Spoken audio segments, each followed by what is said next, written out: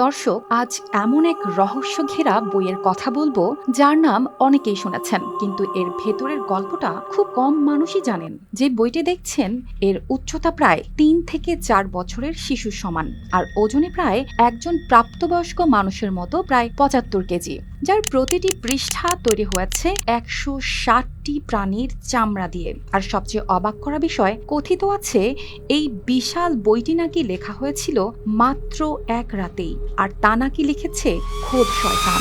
হ্যাঁ, বলা হচ্ছে কোডেস গিগাস, যাকে অনেকে চেনেন শয়তানের বাইবেল নামে।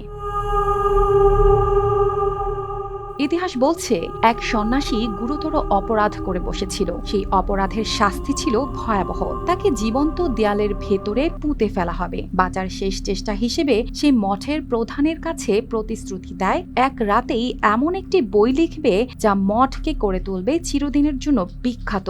কিন্তু রাত যত গড়াতে থাকে ততই স্পষ্ট হয়ে ওঠে এ কাজ একা সম্ভব নয়। তখনই সে সাহায্য প্রার্থনা করে সৃষ্টিকর্তার না, শয়তানের। বিনিময়ে নিজের আত্মা উৎসর্গ করে, আর কৃতজ্ঞতা হিসেবে বইয়ের ভেতরে পুরো এক পৃষ্ঠা জুড়ে আঁকে শয়তানের প্রতিকৃতি। আর ঠিক বিপরীতে স্বর্গের ছবি, মানে একদিকে নরক, অন্যদিকে মুক্তি। এদিকে আরেক পক্ষ বলে অন্য কথা। 1300 শতকে বর্তমান চেক প্রজাতন্ত্রের খ্রিস্টান মঠ বেনেডিক্টাইনে এই বইটির সৃষ্টি। প্রায় 300 পৃষ্ঠার এই বিশাল পাণ্ডুলিপিটি কেবল ধর্মীয় গ্রন্থ নয়, বরং এক বিস্ময়কর জ্ঞান ভাণ্ডার। 1.5 যুগ ধরে ভালোবাসার নিড়ে এসিআই পিওর সল্ট। বাইবেলের পাশাপাশি এতে স্থান পেয়েছে ইতিহাস, চিকিৎসা বিজ্ঞান, ক্যালেন্ডার, এমনকি জাদুবিদ্যা ও এক্সেসিজমের সূত্র। যেন এক বইয়ের ভেতরেই গুছিয়ে রাখা হয়েছে সেই সময়ের সমগ্র জ্ঞান। গবেষকরা বলছেন এই বই এক রাতে লেখা তো দূরের কথা, এটি সম্পূর্ণ করতে লেগেছে কয়েকজন, এবং কমপক্ষে 20 থেকে 30 বছর। আরও বিস্ময়ের বিষয় হলো পুরো বই জুড়ে হাতের লেখা একই রকম, যেন একজন মানুষই শুরু থেকে শেষ পর্যন্ত লিখে গেছেন। এখানেই তৈরি হয় নতুন প্রশ্ন, যদি একাধিক মানুষ লিখে থাকে তবে এত নিখুঁতভাবে একই হাতের লেখা বজায় রাখা সম্ভব হলো কিভাবে? আর যদি সত্যিই একজন লিখে থাকে তবে কিভাবে সে এত দীর্ঘ সময় ধরে একই ধরনের লেখা, একই কালি ও একই শৈলী ধরে রাখতে পারলো?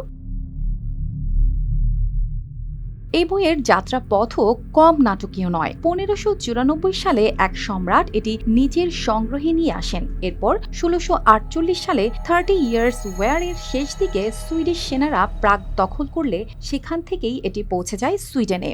এরপর 1697 সালে স্টকহোমের রাজপ্রাসাদে ভয়াবহ অগ্নিকাণ্ডের সময় বইটি বাঁচাতে জানালা দিয়ে নিচে ফেলে দেওয়া হলে এতে থাকা 10টি পৃষ্ঠা চিরতরে হারিয়ে যায়, যা আজও এক অমীমাংসিত রহস্য।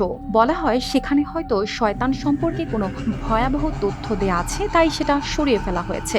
বর্তমানে এই বইটি সংরক্ষিত রয়েছে সুইডেনের জাতীয় গ্রন্থাগারে, কঠোর নিরাপত্তা ও নিয়ন্ত্রিত পরিবেশে। তবে প্রায় 800 বছর পুরনো এই বইটা এতটাই মূল্যবান যে সাধারণ মানুষ চাইলেও এটাকে হাতে নিয়ে পড়তে পারে না। তবে ডিজিটাল মাধ্যমে এটি দেখার ব্যবস্থা রয়েছে।